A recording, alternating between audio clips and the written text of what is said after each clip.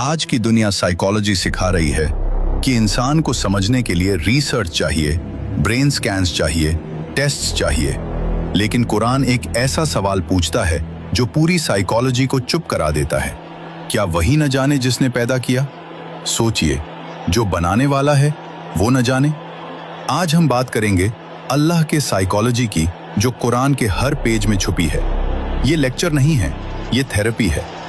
कुरान कहता है इंसान की सबसे बड़ी प्रॉब्लम गरीबी नहीं है, नाकामी नहीं है, अकेलापन भी नहीं है। सबसे बड़ी प्रॉब्लम है दिल का बेचैन होना। आज साइकोलॉजी इसे कहती है एंग्जाइटी, डिप्रेशन, पैनिक, एम्प्टीनेस। लेकिन कुरान डायग्नोसिस देता है, खबरदार, दिलों को सुकून सिर्फ अल्लाह की याद से मिलता है। मतलब प्रॉब्लम बाहर नहीं है, प्रॉब्लम कनेक्शन की है। कुरान के हिसाब से इंसान एक स्पिरिचुअल बीइंग है जो फिजिकल बॉडी में रखा गया है। जब इंसान सिर्फ बॉडी बन जाता है, सिर्फ पैसा, स्टेटस, डिजायर बन जाता है, तो सिस्टम अनस्टेबल हो जाता है।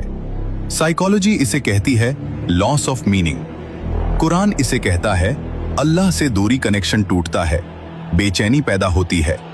कुरान बार बार ईगो पर वार करता है, तकब्बुर, गुरूर, खुद को काफी समझना।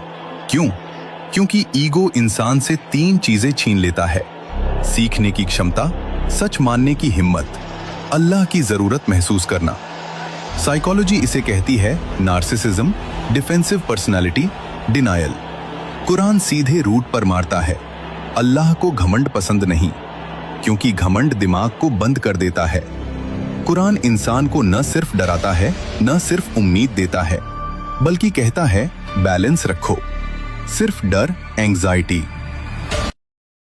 Don't forget to like, share and subscribe. मनहज असलफ मीडिया, आपका एक शेयर किसी और के लिए हदायत का जरिया बन सकता है, इंशाअल्लाह।